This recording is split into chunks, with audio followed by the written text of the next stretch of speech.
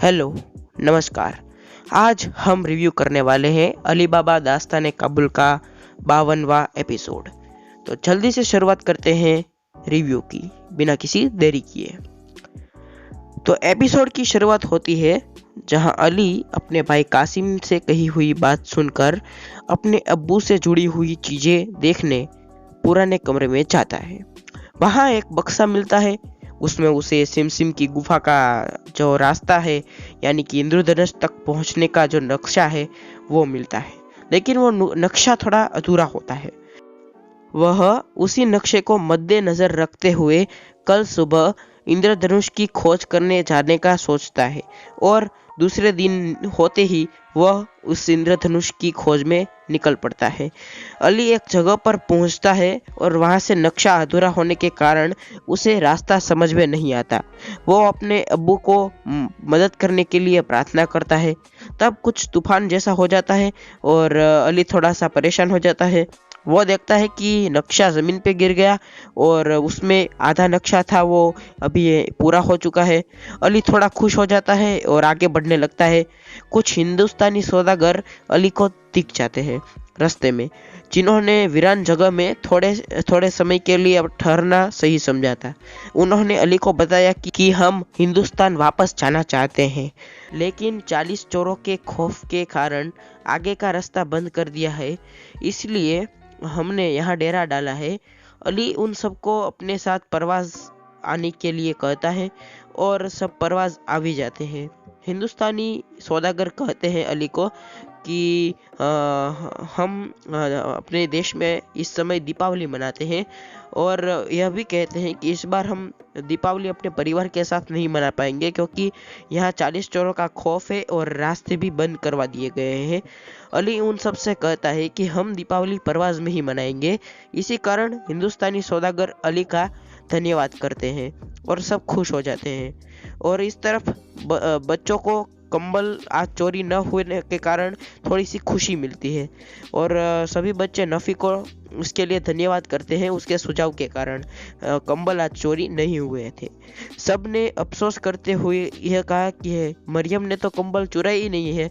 और वो सब जब उनको इसके इस बात के लिए माफ़ी मांगने का सोच ही रहे थे, तब उनको नाजिया की आवाज़ सुनाई देती है और वो कहने लगती है कि किस कमबख्त ने मेरी जो ये कंबल है वो चोरी की है।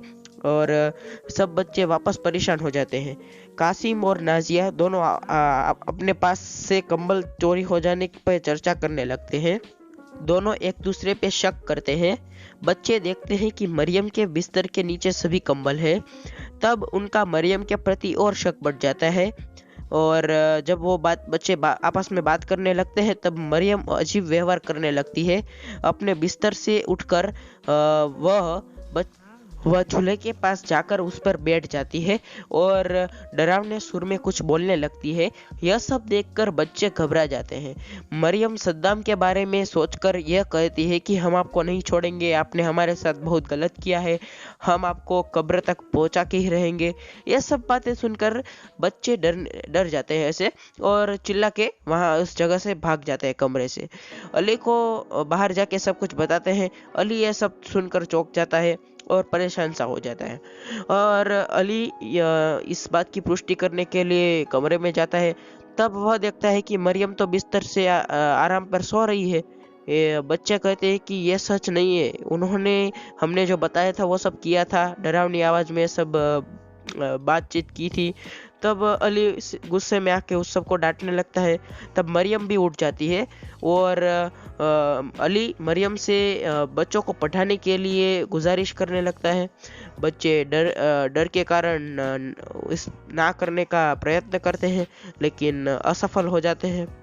मरियम ने बच्चों को पढ़ाने के लिए परवानगी दे दी थी और अली बच्चों को यह भी बताता है कि परवाज़ में आज दिवाली मनाने वाले हैं हम लोग। बच्चे मरियम के द्वारा जो पढ़ाने वाले थे भविष्य में, उस बारे में सोच के ही परेशान होते हुए कमरे से बाहर निकल गए। अभी भी नाजिया को यह शक हो जाता है कि जो अली के कमरे में अली और 5 बच्चों के अलावा और कोई भी वहाँ है, ऐसा इसको शक हो जाता है और यहाँ एपिसोड खत्म हो जाता है। कल हम देखेंगे कि जोरावर को ये शक हो जाता है मरियम की बोली से कि वो कोई शाही घराने से ही है, क्योंकि शाही घराने के लोग ही इस प्रकार का जो शब्द है अल्फा से वो बोल सकते हैं। और उनके दोस्त जोरावर को यह भी बताते हैं कि उस मरियम ने जो गेट होता है ना जो प्रवास का, वहाँ पे लाल कपड़ा लगा के रखती है। तो जो उसके दोस्त है वो वहाँ गेट पे पहुँच गए और मरियम भी वहाँ पे आई। और जब वो लाल कपड़ा लेने गई तब सबने प्लान बना के शहजादी को अपने जाल में फंसा दिया